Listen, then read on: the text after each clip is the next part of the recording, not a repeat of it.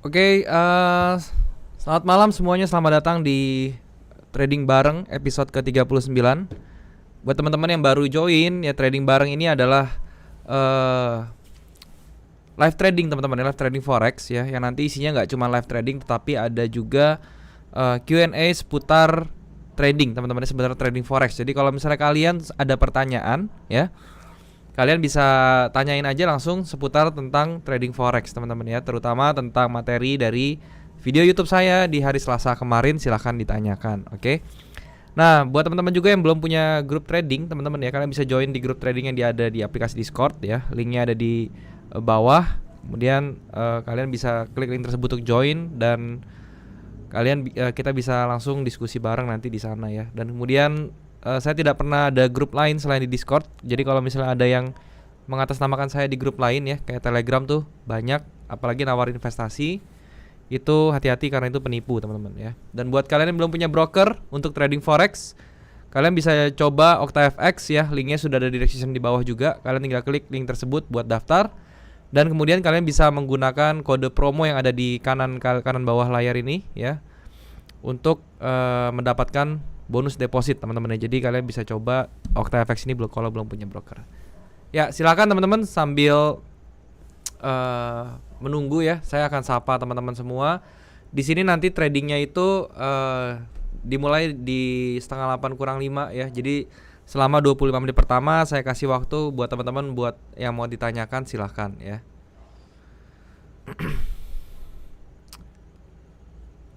Dari dari Cikeas, Bro Wildan, halo. Dari Bali, Bro Putu, Bintaro, Bro Tayo, Makassar. Dari Tegal, Bumi Ayu.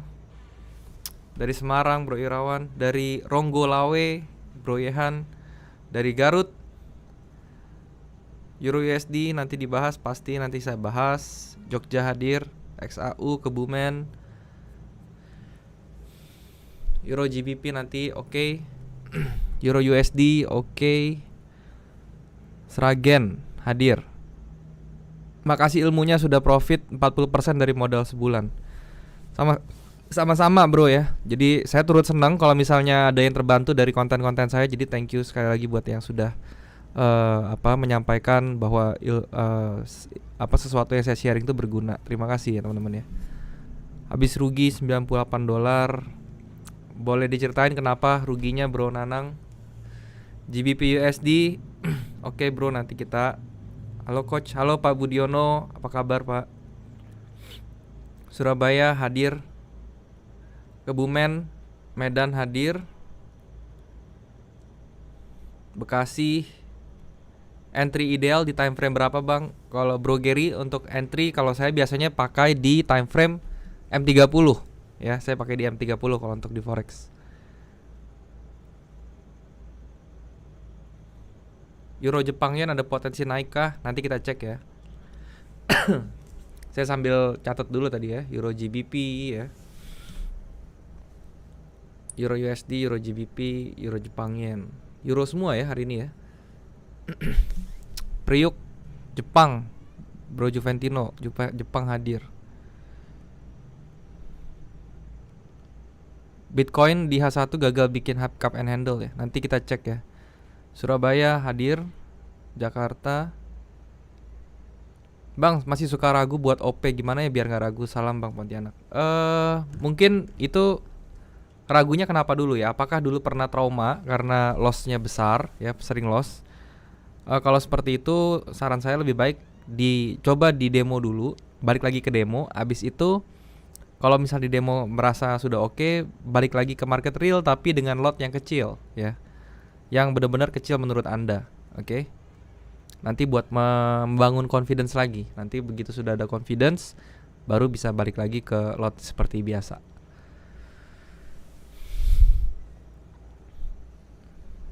Malam Pak Daryl, salam dari Camal. Malam Pak Arif, halo.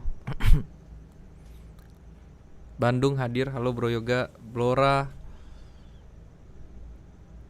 Yoga. Malam Pak Daryl dari Pontianak, Bro Dedi, halo.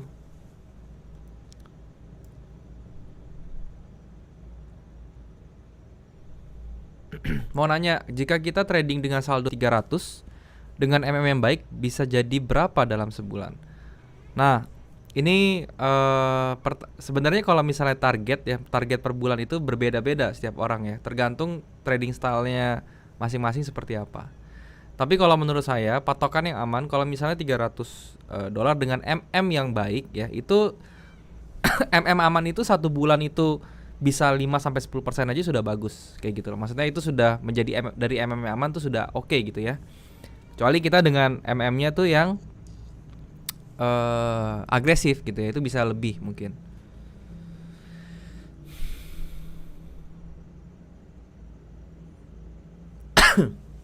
Bahas singkat money management bang. Jadi intinya money management itu berbicara tentang risk profile dulu awal-awal ya. Jadi risk profile kalian harus cek nih, kalian itu tipe apa. Apakah kalian itu tipe yang low risk ya, yang nggak mau risknya gede-gede. Apakah kalian tipe yang moderate ya, atau yang medium risk, atau kalian high risk ya. Dari persentase menurut ketiga itu, kalau yang low risk itu biasanya tuh 2-3%, moderate itu 3-6%, kalau misalnya high risk itu 6-10% ke atas ya. Pokoknya 6% ke atas tuh bisa high risk. Ya itu tergantung. Nah, nanti begitu kita punya nih modalnya, itu usahakan setiap kali trading yaitu batasannya itu 2-3% dari equity awal. Ya, jadi equity awal misalnya $1,000 ya. Ya udah hitungnya tuh 2-3% tuh sekali trade itu dari equity awal terus. Jadi misalnya let's say saya seorang low risk dengan 3% gitu ya. Jadi setiap saya trade dengan $1,000 modal, itu berarti saya punya cut loss itu satu trade tuh maksimal $30 ya, entah gimana pun caranya. Nah itu setiap trade ya. Jadi begitu misal saya kena loss sekali $30, jadi kan uangnya jadi $970 ya. Itu tetap dihitungnya dari $1,000 ya. Jadi tetap 3%. 3%. Ya itu $30 tadi gitu loh.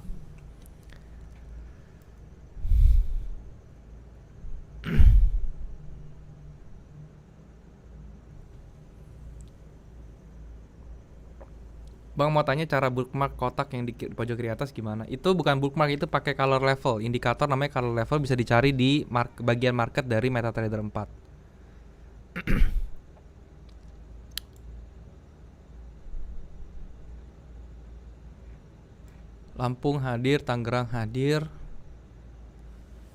Solo hadir. Bahas Bitcoin nanti kita bahas.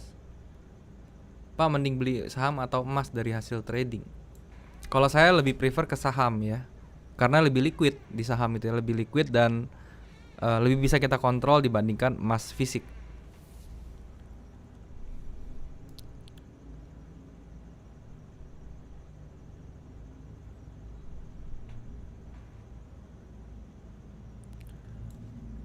Bang, XAU USD time frame H1 sempat terjadi falling wedge tapi nggak sampai TP, sudah balik arah ke bearish. Kalau seperti itu makanya sediakan selalu BEP ya. BEP itu penting banget. Padang hadir, Bro Andika halo, Solo hadir, Gold gimana, nanti kita cek ya semua.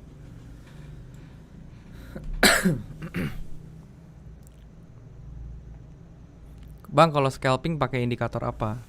Scalping pakai price action aja ya. Kalau saya sih pakai price action aja ya. Kalau mau pakai indikator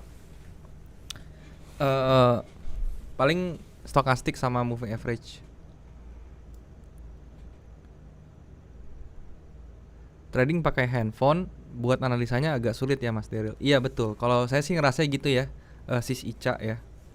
Agak sulit di handphone karena layarnya kecil. Kalau misalnya minimal tuh di tab lah, di tab gitu ya, di tablet gitu. Tablet tuh masih agak oke karena layarnya kan agak besar. Tapi kalau di handphone tuh kadang-kadang buat gambarnya itu loh yang agak sulit, karena ya apalagi jari saya itu jempol semua kan ya. Jadi rada susah gitu kalau udah layar kecil gitu, jarinya gede ya, gendut-gendut, dia susah tuh buat nyari titik.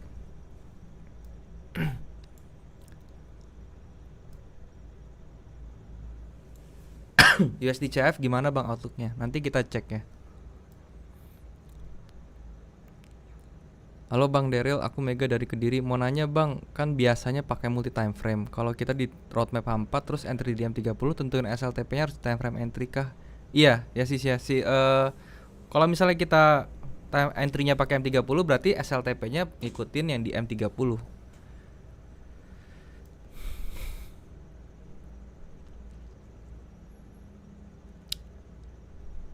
Eon Cakung hadir. XAU nanti kita bahas. Surabaya hadir. Bali hadir, belajar dari YouTube-nya Daryl, baru mengerti karena bahasanya ringan dan mudah dicerna. Terima kasih Bro Inggar. Bang, kalau entry M30 terus roadmap-nya H4. Nah, yang mau ditanya gunanya H4 apa Bang? Maksudnya saya roadmap itu apa? Coba jelasin secara singkat aja. Maksudnya gini loh, roadmap itu adalah gambaran besar market. Jadi kalau misalnya H4 itu kan berarti kita view kita tentang market kan jadi lebih besar ya. Karena itu ibaratnya kita zoom out market, kita bisa melihat kondisi market secara garis besarnya lebih apa? Secara point of view-nya tuh lebih luas gitu loh. Lebih zoom out ya, lebih besar. Jadi kita tahu pergerakan besarnya tuh kira-kira kemana. Nah kalau di M30 itu nanti itu berbicara tentang detail, kita berbicara untuk mencari cari entry yang paling setepat mungkin tuh gimana gitu loh. Jadi bedanya itu.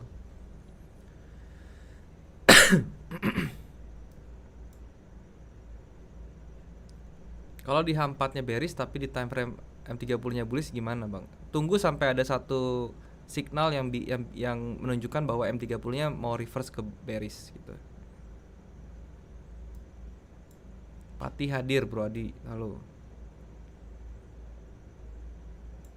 Salam dari Sidoarjo, Bro Angga, halo. Gimana tanggapannya tentang bandar Bang? Bandar itu adalah apa ya? Bagian dari ekosistem ya.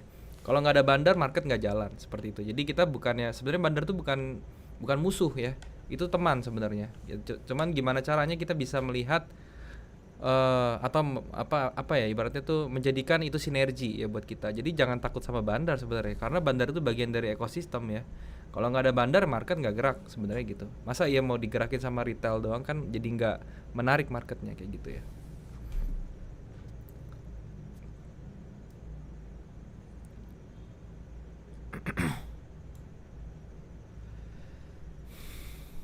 Gimana caranya mengatasi rasa takut dalam trading ya? Knowledge-nya dipenuhin dulu ya, knowledge-nya tuh di build dulu. Kalau misalnya knowledge-nya udah ke build sendiri, otomatis kita punya confidence naik.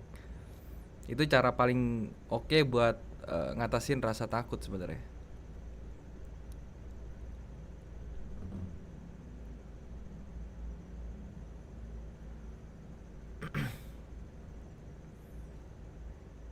Bang Daryl private hedge fund manager enggak, atau cuman mengelola modal sendiri? Enggak ya, saya cuman mengelola modal sendiri dan beberapa kerabat dekat aja gitu. Enggak saya buka untuk private hedge fund, karena untuk private hedge fund itu kan butuh license ya, butuh segala macam yang sifatnya sangat formal ya, dan itu saya nggak ada.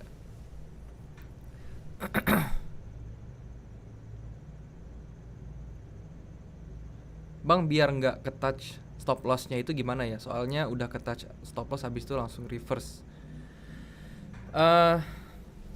Berarti peletakan stop lossnya masih kurang tepat ya kalau kayak gitu. Kalau biasakan kalau misalnya taruh stop loss ya jangan di tempat-tempat yang apa ya ibaratnya terlalu mepet dengan orang-orang yang biasanya naruh stop loss di sana. Maksudnya gimana? Maksudnya gini, misalnya kita sudah tahu ada support resistance gitu ya, otomatis kalau kita entry di situ orang-orang itu pasti stop lossnya di support. Itu kan logika. Nah itu kan menjadi pending order sebenarnya gitu ya.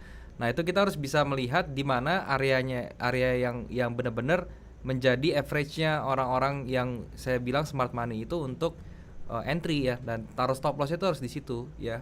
Dan caranya gimana bisa melihat? Yaitu pakai sesimpel supply and demand aja sebenarnya. Dan kalau misalnya kita lihatnya itu terlalu minor ya, menggunakan support resistance yang minor, itu kemungkinan besar akan kena samber, karena kan market di forex itu volatility-nya tinggi ya. Jadi taruhnya itu lebih baik di area supply and demand yang apa ya, yang lebih secure gitu dibandingkan dengan minor support resistance. Palembang hadir, izin nyimak buat belajar. Bang, itu nambahin area ujung kiri atas gimana ya? Itu ada di market, bagian market di MetaTrader 4 ya. Dan bisa di search namanya color level. Hai Daryl, misalnya trend bearish kemudian sudah sampai support, kalau nggak ada divergence, nggak ada pattern apapun, tapi stokastiknya sudah oversold, apakah ada potensi untuk balik arah atau malah ditembus supportnya? Oke, kalau misalnya dia sudah ada di support ya, kita lihat dulu nih Pak Dewa nih, apakah trennya itu bagaimana? Apakah trennya itu sedang bullish ya, ataukah tren itu sedang sideways? Kalau sedang sideways atau sedang bullish itu bisa digunakan kalau misalnya harganya sudah sampai support atau sampai dynamic supportnya itu, terus stokastiknya sudah oversold, ya itu tunggu aja, tinggal pas pada saat nanti di harganya bikin swing low di situ, itu bisa entry sebenarnya tanpa perlu ada konfirmasi candle pattern atau divergence seperti itu Pak. Tapi kalau misalnya trennya lagi bearish ya jangan digunakan seperti itu. Gimana sih mengatasi buru-buru exit sebelum nyentuh TP karena takut balik arah, tapi pas udah TP malah, kalau udah exit TP udah exit malah TP-nya kena. Ya itu tergantung sendiri ya, diri sendiri. Jadi kalau seperti itu cara saya ya pelan-pelan pakai lot kecil, saya biarin. Biasanya gini, kalau misalnya kita menggunakan lot yang kecil buat kita ya, yang benar-benar kecil, itu nanti kita punya trading plan itu akan bagus ya. Kenapa? Karena kita tidak peduli sama uangnya sebenarnya. Karena kita itu kalau misalnya lotnya itu kecil sekali sehingga buat kita itu keuntungan segitu tidak berarti apa-apa, itu nanti yang akan naik adalah aktualisasi diri untuk seberapa besar saya tuh bisa bener gitu ya. Itu akan lebih tinggi dibandingkan dengan uangnya. Nah, sedangkan kalau misalnya lotnya sudah mulai besar, di mana uang itu sudah menjadi something buat kita, itu nanti aktualisasi diri kita tuh yang menunjukin bahwa kita itu bener di market, itu akan kalah dengan uangnya. Ya, makanya latihannya ya dengan uang kecil dulu, bener-bener tanamin di diri ya bahwa kalau misalnya kita trading ini pengen sesuai plan ya. Karena itu harus ada prosesnya sebenarnya. Maksudnya itu berproses lah, nggak bisa instan, harus melewati memang satu proses dan itu pelan-pelan, naikinnya itu pelan-pelan kayak gitu.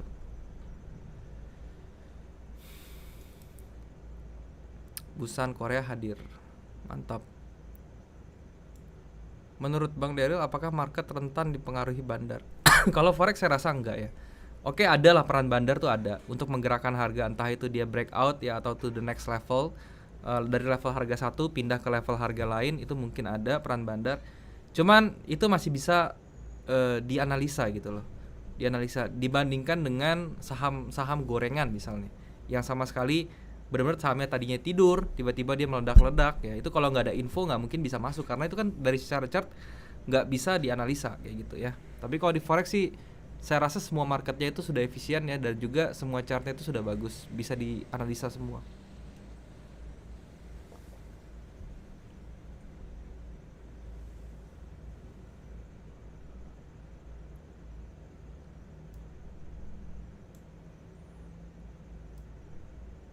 Bang, jelasin singkat dong roadmap di H4. Tadi saya udah jelasin nih, coba di rewind lagi. Bang, sudah belajar trading hampir 1 tahun, masih MC terus nih, ada saran? Nah, itu MC-nya kenapa? Harus dipertanyakan. Kenapa bisa MC terus? Pernah bikin trading jurnal atau enggak? Pertanyaannya. Karena kalau misalnya kita trading nggak ada trading jurnalnya, ya kita nggak bisa nge-review dong kesalahan kita tuh apa aja sih, gitu ya. Makanya penting punya trading jurnal gitu ya.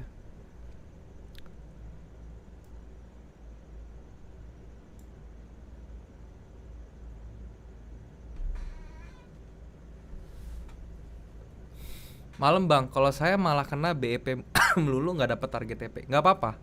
Kalau kena BEP terus itu masih lebih mending. Karena apa ya?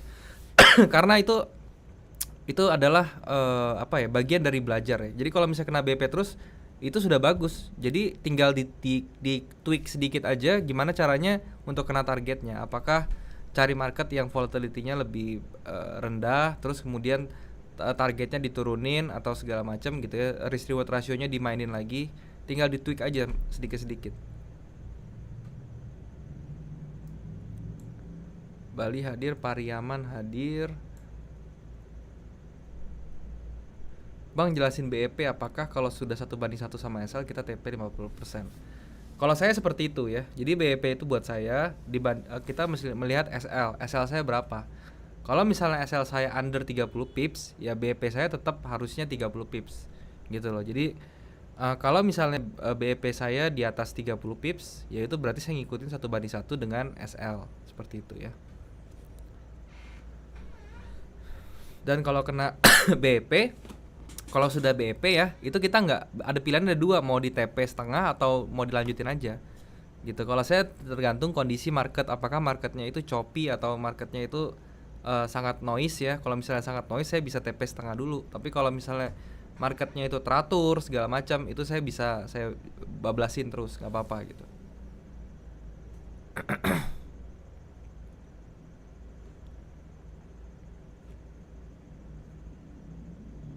Aku pakai tablet nggak enak, enaknya yang OS Windows. Nyesel beli Android. Oh iya bang, ada kemungkinan yang sana. Um, iya sih, bener ya. Kalau misalnya tablet yang Windows, yang OS-nya Windows tuh enak banget ya, kayak kayak apa ya, Microsoft Surface tuh enak ya. Terus kemudian Yoga ya, saya pakai Yoga sih, Lenovo Yoga tuh enak. Ya bisa dibawa kemana, kecil, ada bullpennya, jadi bisa gambar-gambar, itu oke kok.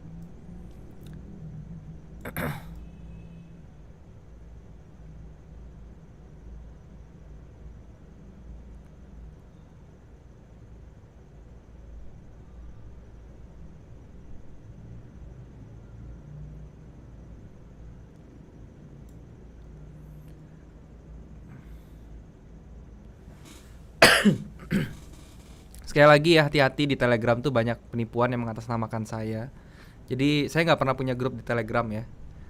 Jadi tolong kalau misalnya ada yang nawarin invest di riset lagi ya, apakah itu benar, karena di semua sosial media saya sudah saya sounding ya tentang penipuan tersebut. Jadi harap hati-hati.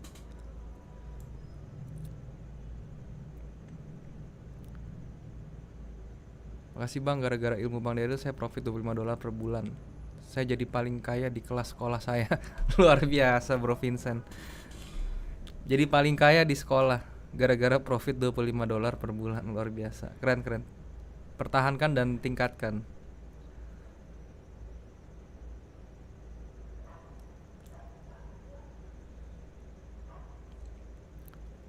Bang Daryl, kenapa di OctaFX misalnya ada per GBP USD, kok saya pernah tiba-tiba spread menjadi 80? Apakah wajar seperti itu? Jadi loss deh saat itu. Lama juga melarnya.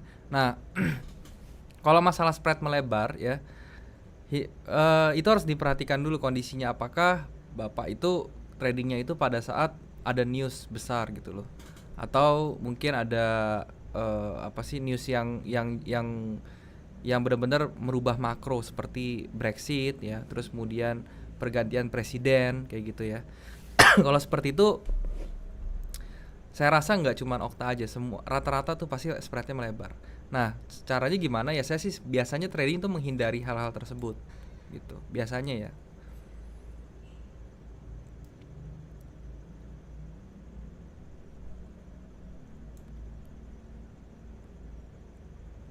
Hai Bang Daryl, saya dari Riau. Mau nanya, Bang Daryl, apakah kalau nembus titik support bisa kembali lagi, membalik lagi ke titik resistance? Jadi kalau support yang sudah ditembus, ya itu sudah menjadi resistance ya. Jadi support become resistance. SBR ya. Jadi kalau misalnya dalam satu market gitu ada resistance atau ada support yang ditembus, resistance yang ditembus itu dia akan menjadi support, dan support yang ditembus itu akan menjadi resistance, seperti itu ya.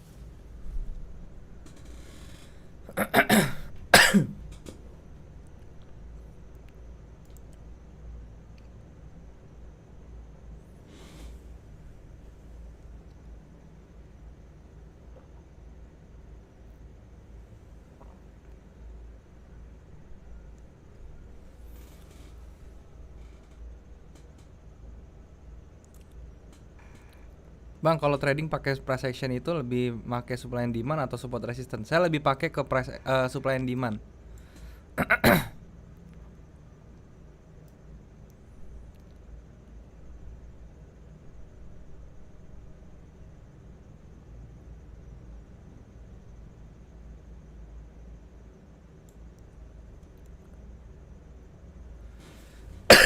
Oke. Sekarang kita bahas market ya teman-teman ya. Ini waktunya sudah jam 19.25. Sekarang kita mulai bahas market.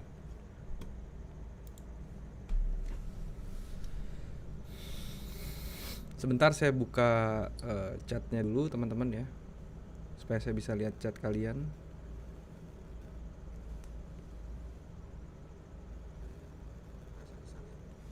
Oke. Nah, seperti biasa teman-teman ya, saya akan mulai bahas chartnya itu dari 4 major pair ya. Yang pertama Euro USD teman-teman ya. Jadi kalau dari Euro USD ini ya, kalau dari H4-nya, kita lihat dia penurunan itu bisa di level sini ya. Jadi kan trennya ini masih turun teman-teman. Tapi kalau bisa kita lihat nih ya, dari H4-nya ini ada trend line-nya, dia sudah di break ke atas. Berarti ini udah awal menjadi reversal ke atas gitu loh. Nah, kalau misal seperti ini gimana? Ini kita bisa ambil entry-nya tuh untuk buy dulu nih kalau si Euro USD. Buy-nya di mana? Kalau saran saya sih di area abu-abu ini paling optimal ya. Tapi kalau misalnya kita lihat dari minornya ya, sebenarnya di area sekarang itu juga ada reversal seperti ini ya. Nah ini, jadi ini tinggal kita lihat nih di area biru ini, nanti dia bisa break ke atas nggak ya. Nah, nanti kita turun di M30 nya, kita lihat di M30 nya kan dia sudah mulai naik nih ke atas. Cuman nanti pertanyaannya itu adalah kita tunggu sampai dia itu close di atas ini ya, di atas garis merah ini. Kenapa? Karena ini ada resistance di sini ya, berdasarkan structure levelnya. Dan kemudian begitu dia naik ke atas ya, di sini kan juga ada penjaga lagi nih teman-teman ya. Nah di sini, ini kita perhatikan nanti di sini begitu dia retrace ke bawah ya, ini baru kita bisa entry. Jadi kalau misalnya entry-nya si Euro USD jangan sekarang, tapi tunggu ketika dia nanti kena di area abu-abu ini terus dia retrace koreksi ke bawah kayak gitu ya. Itu untuk si Euro USD nih. Jadi memang secara view-nya si Euro USD ini akan up terus ke atas, masih akan up ya. Kalau misalnya kita lihat juga dari Fibonacci-nya ya, seperti ini. Ini sudah ada di 618-nya dan dia mantul ke atas gitu loh. Jadi kalau misalnya mau spekulasi sekarang sih boleh ya. Kalau mau spekulasi, tapi stop loss-nya itu sekitar 20 pips ya. Targetnya sampai mana? Targetnya itu TP pertama itu di atas ini teman-teman ya, di atas. Jadi ini sekitar 40, 1/2 risk reward rasionya. Seperti itu ya. Itu untuk kalau spekulasi boleh sekarang, tapi kalau saya sih lebih prefer dia break dulu ke atas terus dia retrace lagi ke bawah, baru saya entry pada saat dia koreksi kayak gitu ya. Nah, kemudian sekarang kita ke GBP USD dulu ya. GBP USD GU. Untuk GU ini juga sama teman-teman ya. Kalau misalnya kita lihat dari gerakan ya apa namanya H4-nya, dia koreksi di sini sudah selesai dan dia sudah break ke atas. Sekarang dia lagi koreksi lagi ke bawah dan dia kebetulan dia sudah mencapai area buy-nya nih teman-teman ya, di bawah sini. Nah, ini kalau misalnya kita lihat GU di M30-nya, apa kita cari momentumnya ada nggak di sini? Oh, ternyata di sini masih belum ada momentumnya seperti apa. Jadi ini kita tunggu dulu sampai ada candle-candle yang nunjukin tuh momentum. Mungkin saya akan lebih perhatikan lagi tuh kalau misalnya dia sudah sampai di area bawah sini teman-teman ya. Area bawah sini kita akan lihat lagi nanti gimana. Nah, ini kalau misalnya kita ukur Fibo-nya juga dari bawah sini sampai atas. Ya, ini juga tepat di 618-nya teman-teman ya, di sebelah sini. Nah, makanya nanti kita cek ya. Jadi untuk GU ini bisa kita entry di bawah teman-teman ya, di dekat-dekat area sini, di bawah sini ya. Jadi di area 1.386 sampai 1.387 itu adalah area untuk GU. View-nya masih tetap ya, ini kemungkinan besar dia masih bisa untuk up ke atas. Nah, sekarang itu adalah Aussie US dollar. Untuk Aussie US dollar ini juga tendensinya tuh masih bisa up. Kenapa? Karena ini ya, dia bikin seperti ini. Area Quasimodo namanya. Nah, ini kalau misalnya di sini kan fake out ya, yang di bawah sini tuh jadi fake out. Kemudian dia mau retrace lagi ke bawah. Nanti tungguin aja sampai dia masuk ke area bawah sini nih, dekat-dekat garis merah dari M30. Nah, dekat-dekat garis merah ini baru kita bisa ambil action ya. Kalau misalnya dilihat dari price actionnya dari sini teman-teman ya, ini adalah area terbaik untuk entry di Aussie US dollar untuk nge-buy. Oke. Jadi kita harus tunggu di daerah situ. Nah sekarang USD Jepang Yen. Ini adalah major pair yang terakhir. Untuk USD Jepang Yen, kita lihat ya trennya masih bullish sangat kuat sekali ya. Bullish kuat ya seperti ini. Terus kemudian dia mengalami percepatan juga di atas trennya seperti ini. Dan ini sekarang dia nunjukin dia lagi retrace ke bawah sebentar ya. Tapi ini tetap masih tendensinya ini masih up untuk si USD Jepang ya. Dari segi M30-nya, dari sisi M30-nya kita lihat di sini tunggu sampai retrace dia ke area sini teman-teman. Ini menjadi area entry terbaiknya di daerah sini. Ini menjadi area entry yang paling baik untuk si USD Jepang Yen kalau mau nge-buy ya di area tersebut. Nah, sekarang gold teman-teman ya. Saya akan ke XAU.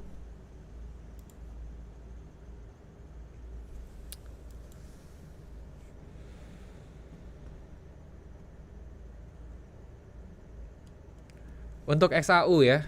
Ini ada satu tren ya yang tadi dibilang falling wedge. Dia sempat sudah break ke atas ya, sudah break ke atas. Sekarang dia lari. Di sini dia ada satu supply area demand yang sudah di break ke bawah, sayang sekali ya. Dan dia sekarang mau maju ke bawahnya lagi teman-teman ya, di daerah sini. Oke. Nah, ini menjadi titik perhentian keduanya si XAU. Sekarang kita lihat dari M30-nya ya. Nah, dari M30-nya ini masih belum ada tanda-tanda dia untuk lari ke atas teman-teman, karena dia masih spinning top semua, masih galau marketnya. Saran saya untuk gold ini ya tunggu sampai dia di 1690-an lah ya, 1690 sampai 1695 itu area entry untuk buy, mengambil buy si XAU ya. Tapi tetap tendensi saya, kalau saya pribadi saya masih mau nge-buy untuk XAU ya. Kalau misalnya kondisi sekarang ya, itu saya masih mau nge-buy. Kalau misalnya dia mencapai area yang tadi saya bilang 1690 sampai 1695 itu untuk si gold ya teman-teman ya. Nah sekarang Euro Jepang ya, tadi ada Euro Jepang saya ingat. Untuk Euro Jepang ya ini ada satu area yang sudah di break. Kalau misalnya kita perhatikan di sini, ini sudah di break nih, breakout ke atas. Dari segi candlenya pun dia reject ya ke atas ya, ini sangat bagus. Jadi ini tendensinya itu masih bisa up, dan kalau misalnya dia turun sekalipun teman-teman ya, ini bisa dijagain di area sini ya, ini bisa dijagain nih di level 129.5 sampai 129.8 ya, itu area untuk dijagain si kalau mau si masuk buy di Euro Jepang. Dari M30-nya kita melihat ya, di sini ada double top ya teman-teman ya. Kita ukur dulu double topnya apakah sudah selesai. Kita tinggal 1:1 seperti ini. Ya, seperti ini teman-teman ya. Nah, ini double topnya belum selesai nih teman-teman ya. Double topnya belum selesai. Jadi kemungkinan besar dia masih mau ngejar. Masih ada berapa nih? Berapa pips lagi gitu ya. Dari M30-nya di atas juga belum ada divergence. So kalau misalnya strateginya nih ya untuk si Euro Jepang Yen ya, kita tarik Fibo dari sini ke sini. Dan kita gambarin ya di sini. Intinya kita coba di level 50-nya nih teman-teman ya, karena di sini ada supply and demand juga. Jadi kita bisa ketika dia retrace sampai sini, ya ini kita bisa nge-sell dengan harapan dia ngejar ke bawahnya gitu. Stop lossnya cukup di atas level 78-nya aja nih. Kayak gitu ya. Itu untuk Euro Jepang Yen seperti itu, nge-sell dulu teman-teman ya, begitu sampai ke 130 titik 0 ya, pokoknya 130-an lah, harga 130-an tuh kita nge-sell. Euro Jepangnya menarik nih, nanti saya balik lagi ke sini. Sekarang coba kita masuk ke indeks dulu teman-teman ya. Indeks tuh ada Nasdaq ya. Pertama kita lihat Nasdaqnya. Untuk Nasdaq nih juga berada di area Quasimodo-nya nih, true range-nya di sini. Level sini ya. Jadi ini kita lihat ada di sini ada divergence teman-teman. Jadi hati-hati juga ya, di H4-nya ada divergence. Kita tinggal tandain levelnya seperti ini. Oke. Di bawahnya belum ada divergence lagi. Sekarang kita ke M30 nih ya.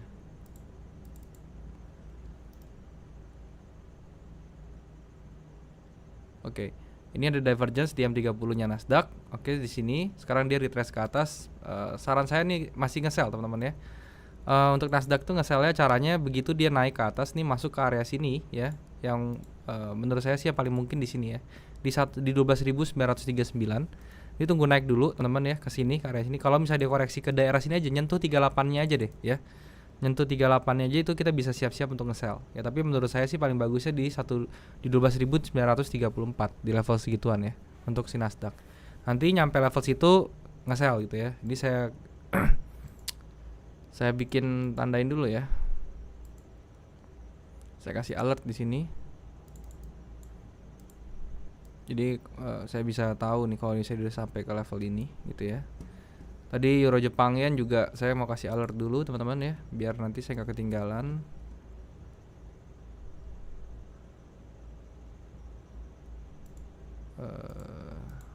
Oke, di situ sudah benar. Nah, berikutnya USD Kanada. Oke, USD Kanada ya. USD Kanada ini tendensinya masih untuk ke bawah teman-teman ya, masih bisa nge-sell, tapi apakah sekarang nge-sellnya nanti dulu ya. Ini karena H4-nya kan dia harus naik dulu nih. Menurut saya dia H4-nya bisa rebound dulu naik nih sampai mana? Sampai ke area supply-nya di sini. Ini ada area supply teman-teman ya. Dan ini tercluster dengan unfilled order-nya di sini ya. Jadi ini kita tunggu dulu sampai dia ke atas. Ini biasanya unfilled order yang begini-begini nih dijemput nih teman-teman ya. Kita lihat di M30-nya sebentar ya. Ini saya tandain dulu unfilled order-nya daerah sini. Di M30-nya saya turun ke sini. Nah, ini saya kelihatan nih unfilled order-nya di mana gitu kan ya. Nanti tinggal tunggu aja nih dia up dulu ya, sampai up dulu. Begitu sampai level yang ini yang saya merahin ini nih ya. Ini kita bisa nge-sell untuk si USD Kanada seperti itu. Ini saya tandain lagi.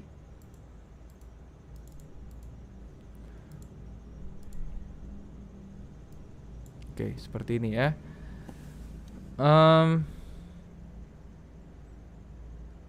Berikutnya saya coba bahas tentang Bitcoin dulu ya. Tadi ada yang nanya Bitcoin kan.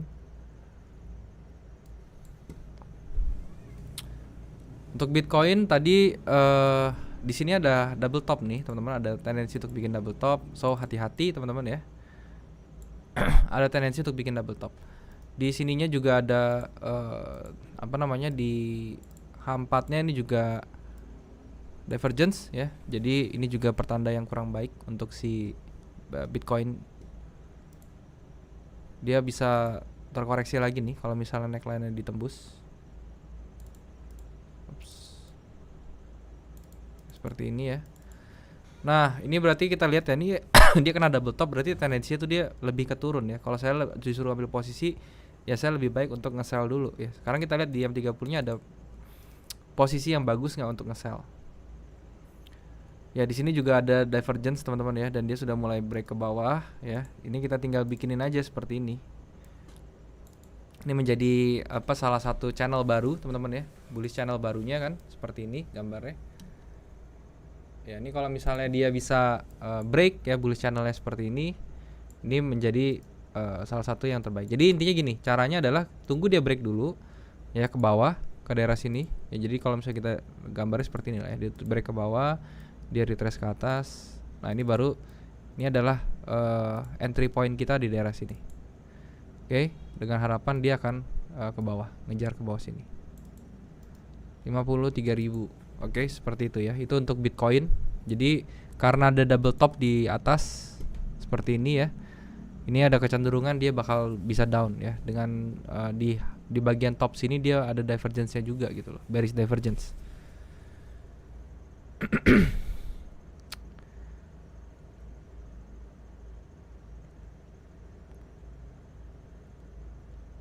US 30. Sekarang kita coba.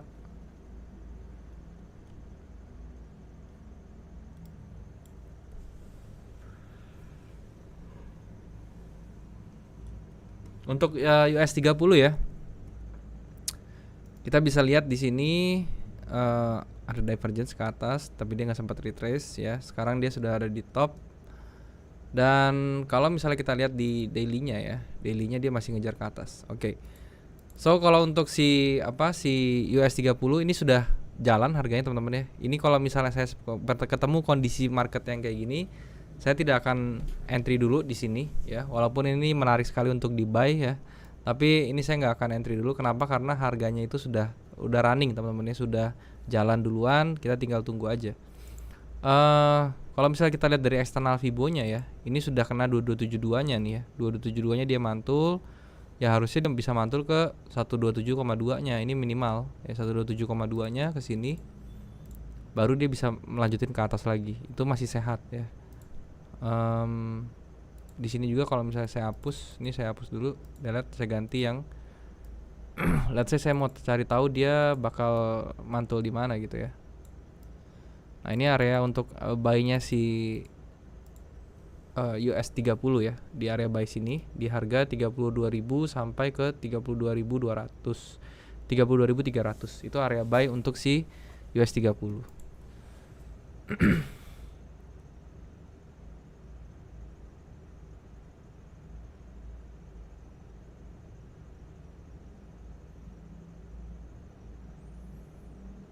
Unfilled order itu apa? Unfilled order itu adalah order dari smart money yang belum keambil ya, belum selesai semua. Dia punya duit 100.000 dolar yang dibelanjain baru 80.000 dolar. 20.000 dolarnya ketinggalan di atas. Nah, itu namanya unfilled order.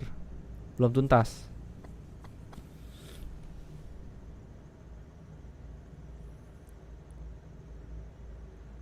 Oke, sekarang saya sambil cari-cari market teman-teman ya. Silakan nih kalau yang mau request apa namanya market gitu ya, saya sambil nyari-nyari yang bagus tadi yang mana.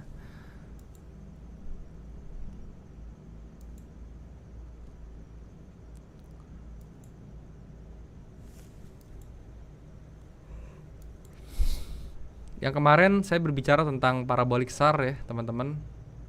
Sorry ya, itu kemarin tuh saya berbicara belum minggu depan saya berbicara parabolic SAR ya. Seperti ini parabolic SAR ya. Itu ada di materi minggu depan, jadi bisa ditonton nanti di hari Selasa ya.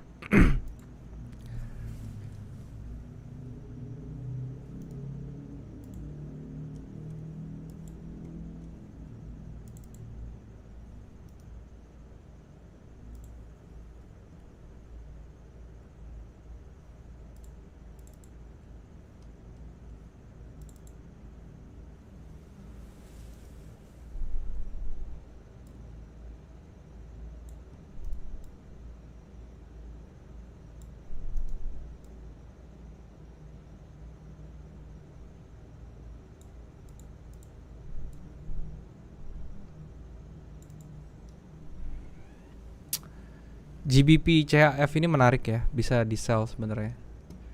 Tapi saya mesti konfirmasi dulu dengan GBP yang lainnya bagaimana.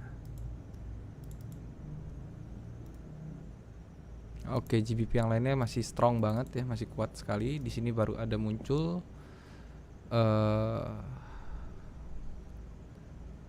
Oke, di sini ada divergence ya, dan ada double top di sini.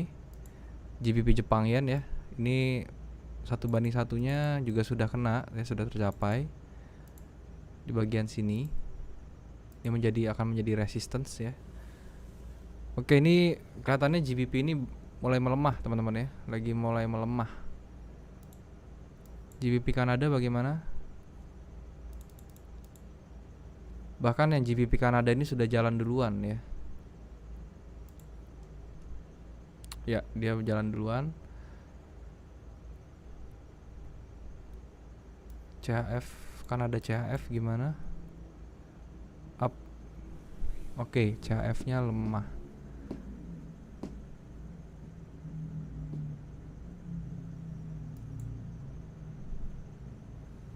CHF-nya juga melemah nih ya, sayangnya tuh CHF-nya lemah sekali ya.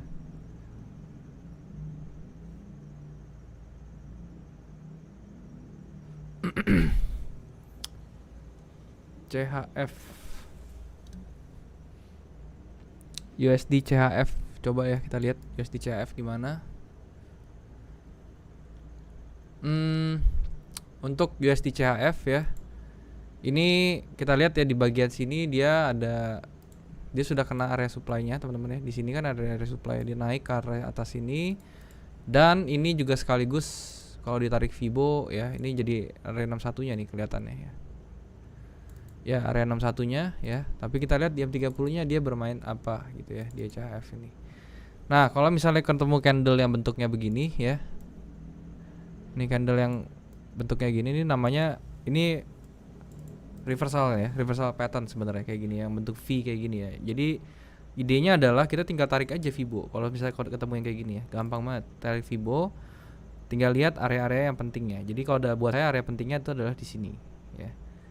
Jadi kalau misalnya kita mau entry di harga 0,92 nanti ya. Jadi ini saya akan tandain juga ya di sini.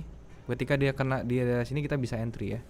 Itu USD CHF untuk buy tentunya ke atas.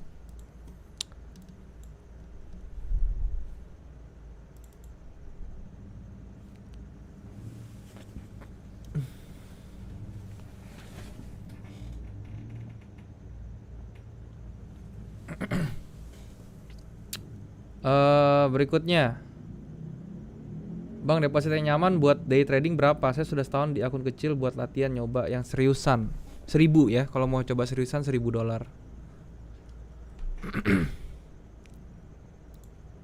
Itu untuk day trading sudah oke lah, sudah bisa memenuhi kebutuhan sehari-hari maksud saya.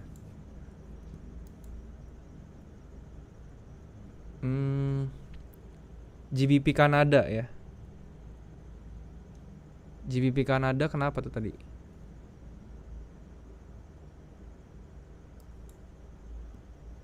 Oke. Saya kayaknya mau entry sell di GBP CHF ya. Cuman saya lagi lihat dulu nih.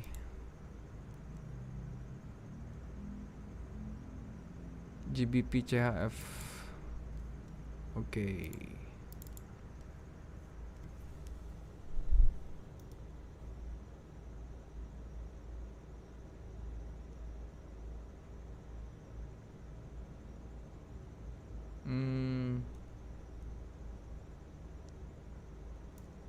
Oh, ini stop loss saya.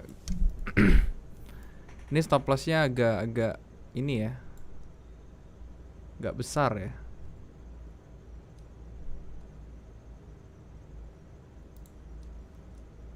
Kalau dilihat dari sininya not good. XAU bisa nggak ya? Masih mau turun di sini harusnya ya. XAU itu range-nya besar sekali. Coba di BTC, Ethereum.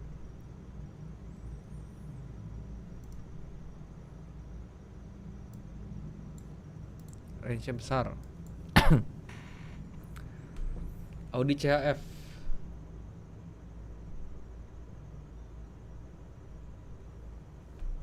Saya lagi liatin satu-satu ya, teman-teman ya, bentar ya.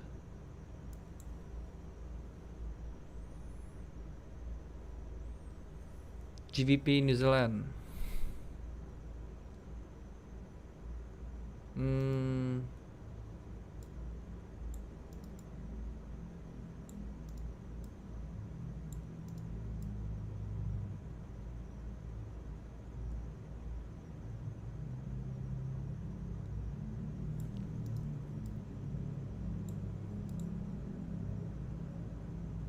Ini bisa nih untuk di sell ya. 2 banding 1 banding 1 saya nggak mau. Kanada.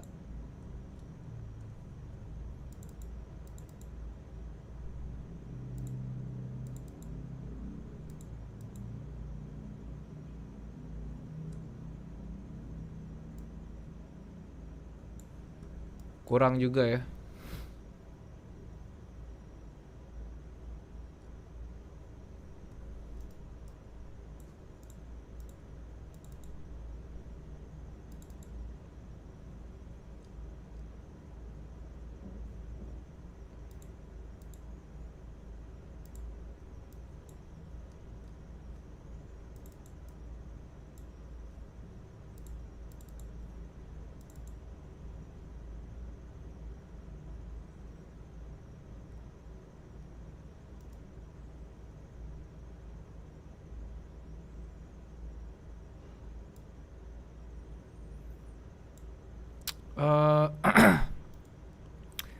Dia sudah di Euro Jepang ya. Ngomong-ngomong Euro Jepang, dia sudah naik nih ke atas ya, retrace ke atas. Ntar stop loss saya berapa nih? Oh 20 pips. Oke lah. Gini ya, saya akan coba untuk nge-sell di Euro Jepang ya. Ini sebenarnya belum sampai ke target sell saya kan, tadi arrow saya di sana. Cuman ya udahlah, takutnya kelamaan ya ini tradingnya. Saya akan nge-sell di sini aja di Euro Jepang ya. Saya akan sell di sini. Stop loss saya di atas nih di 130 point something 252 ya. Kemudian target saya itu bisa di bawah sini teman-teman ya, di 40 pips. Oke, di bawah sini. Seperti ini ya trade saya untuk hari ini. Ini susah sih, saya kalau bisa cari lagi saya cari lagi nih. Ini Euro Jepang pokoknya. Alasannya kenapa, karena dia ada divergence teman-teman ya ke bawah, dan dia sudah break, belum sampai ke target 1:1-nya gitu. 1:1-nya tadi kalau kita cek itu di daerah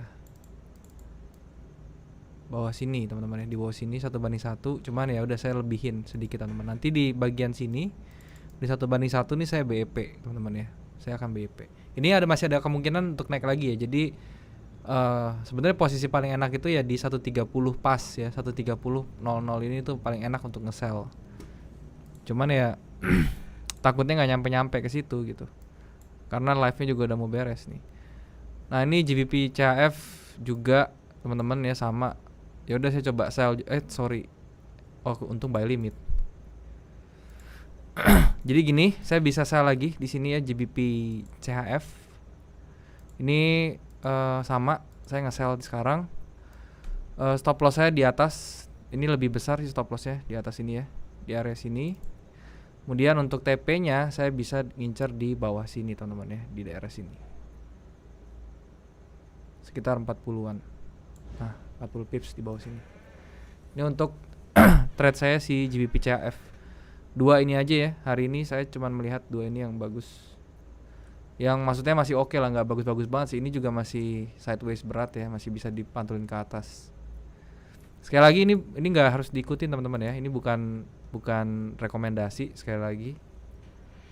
Ini hanya ngasih tahu gimana caranya untuk ngelihat market ya. Jadi kalau misalnya GBP CHF kenapa saya ambil di sini? Ya karena dari H4-nya kalau kita lihat tuh dia sudah bikin pattern reversal ya. Ini kan rising wedge nih teman-teman ya. Kalau misalnya kita lihat ya. Nah, rising wedge ini sebenarnya sudah jebol ke bawah nih. Ya harusnya sih dia bisa ke bawah ya. Dan ini kalau misalnya kita lihat dari stokastiknya juga dia ada divergence nih kan.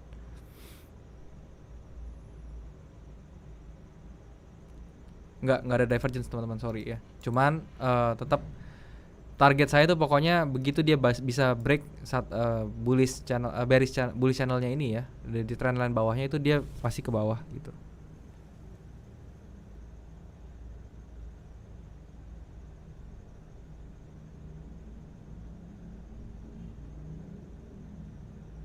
Cara hitung pips di smartphone gimana? Gak bisa ya, kalau di smartphone itu saya ngitungnya mesti dari angka. Saya nggak tahu caranya ya, tapi kalau mungkin ada caranya saya nggak tahu gitu. Saya cari lagi.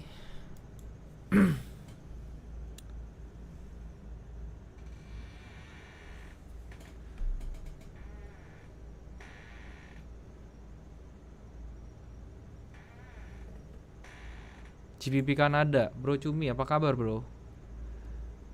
GBP Kanada ada posisi sell hold sampai 1.72638.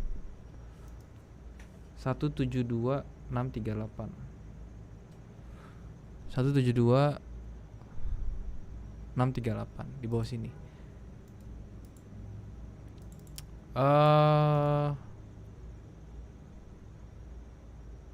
1.72638. Oke sih, cuman di 172 ini ada strukturnya nih Bro Cumi nih, masih diingat juga nih.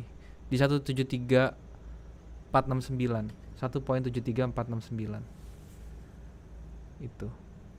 Jadi masih diperhatiin di situ.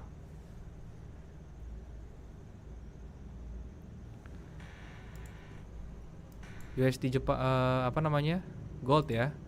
Gold kita update lagi teman-teman ya. Ini masih belum kena area belum kena area untuk buy-nya kita gitu. Jadi kita berharap dia turun lagi nih. Jadi gold gini kita harus berharap dia turun lagi teman-teman ya, sampai sini ya.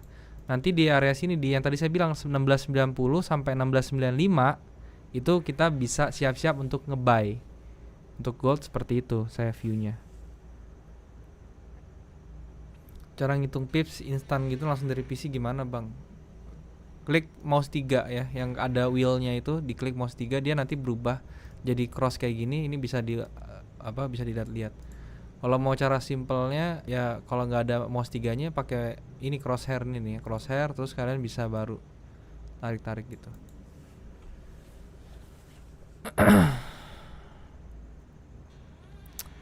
GU bisa dibantu analisa. Tadi sudah saya ini ya, saya udah analisa GU-nya seperti apa. Saya coba update ya, GU saya update sekarang. Oke. Nah, GU-nya ini udah mulai berbalik nih, teman-teman ya. Dia sudah masuk area buy-nya nih, dia berbalik ya. Udah kena 618, dia sekarang berbalik ke atas. Nah, ini pas berbaliknya ini kita cek dulu coba ya. Ya, ini sudah bisa sampai sini dulu teman-teman ya, sampai di pivotnya dulu di sini. Nah, ini bisa dijagain di sini. Ini berapa pips nih? 50 pips ke atas kurang lebih ya. Masih bisa lari sekitar 46 pips ke atas. Nanti begitu sampai sini marketnya, sampai di daerah sini teman-teman, jangan lupa di BEP. Kalau misalnya ada yang entry di situ ya tadi. BEP itu penting ya.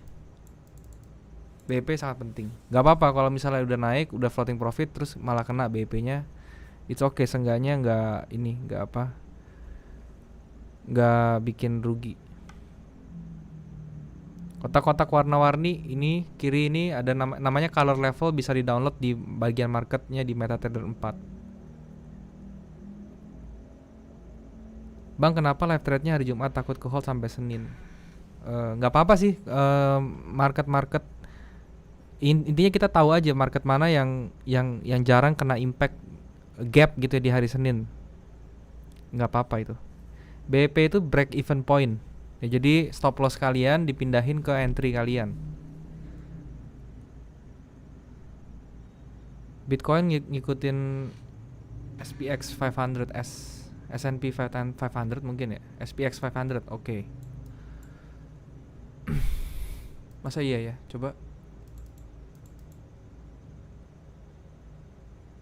Kalau dari chartnya sih memang mirip ya. Maksudnya dari chartnya juga mungkin sih, nggak tahu tapi ya. Bitcoin double top, udah turun belum dia? Ya dia tunggu break dulu ya, tunggu break dulu. Sekali lagi dia mendingan tunggu break dulu di daerah sini. Dia break, dia retrace, entry untuk sell gitu ya. Jadi tunggu aja dulu pergerakan Bitcoin tuh massive dulu ke bawah, nggak apa-apa. Bahas retrace-nya baru kita confirm untuk entry.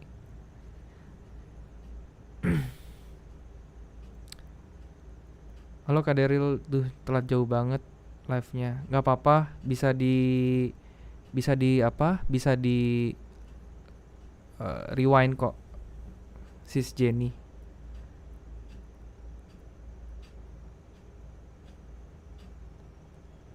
Bang, kalau silver gimana? Silver ya. Ini terakhir ya teman-teman ya, silver. Silver itu biasanya ngikutin ini ya, ngikutin mirip-mirip sama gold sebenarnya. Ya, silver itu mirip-mirip sama gold sebenarnya. Jadi dia sama ya, prinsipnya dia trennya itu sudah di break nih, dia punya bearish trendnya. Dan di minornya ini juga sama ya teman-teman ya. Jadi kita masih perhatikan juga sebenarnya. Nah, ini untuk di minornya kita lihat seperti ini. Dia sudah mulai jalan ke bawah. Nah, ini kalau misalnya di H4-nya ya, untuk si XAG ya, ini kan sebenarnya dia mau bikin badan baru nih. Pertanyaannya dia mau naik dulu apa mau langsung jalan gitu loh. Nah, ini nanti kita lihat dulu di M30-nya gimana. Tapi view-nya XAG ini dia masih mau turun sebenarnya. Nah, ini mungkin bisa naik dulu teman-teman ya untuk silvernya ke atas. ke area 26 lah, 25,8 ya, 25,8. Nanti itu bisa nge-sell di situ kalau mau ya untuk si silver, karena tendensinya ini masih arahnya masih ke bawah. Kayak gitu.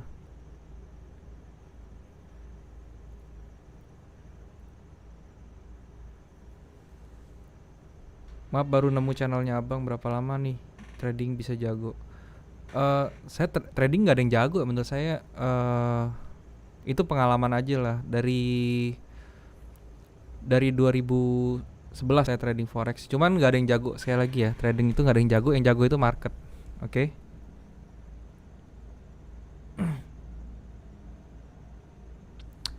Satu lagi, bagaimana caranya menentukan SND yang kuat? Harus ada confluence-nya ya. Jadi setiap supply and demand tuh harus ada confluence-nya masing-masing. Jangan sampai kita cuman main asal ambil aja area SND yang mana segala macam, tapi nggak ada confluence-nya segala macam. Seperti itu, oke? Ya mungkin sampai sini dulu teman-teman. Sekali lagi buat teman-teman yang belum punya broker, teman-teman bisa cek OctaFX ya. Linknya ada di bawah untuk daftar. Kemudian kalian bisa deposit dengan menggunakan kode promo yang ada di kanan bawah kalian untuk mendapatkan bonus deposit. Dan saya akan live seperti ini setiap hari Jumat jam 19 waktu Indonesia bagian barat ya. Jadi jam 19.00 ya, jam 7 malam waktu Indonesia bagian barat. Pastikan kalian akan hadir terus di setiap live trading saya ya. Kalau misalnya kalian merasa bisa bermanfaat, kalian bisa datang lagi di sini minggu depan teman-teman ya, karena akan saya akan live setiap hari Jumat jam 7 malam. Oke, thank you sekali lagi teman-teman. Semoga bisa bermanfaat. Sekali lagi ini disclaimer teman-teman, jangan diikutin. Ini saya cuman menunjukkan referensi aja, bukan rekomendasi bentuknya, tapi hanya referensi. Oke, thank you sekali lagi teman-teman. Sampai jumpa di minggu depan. Bye bye.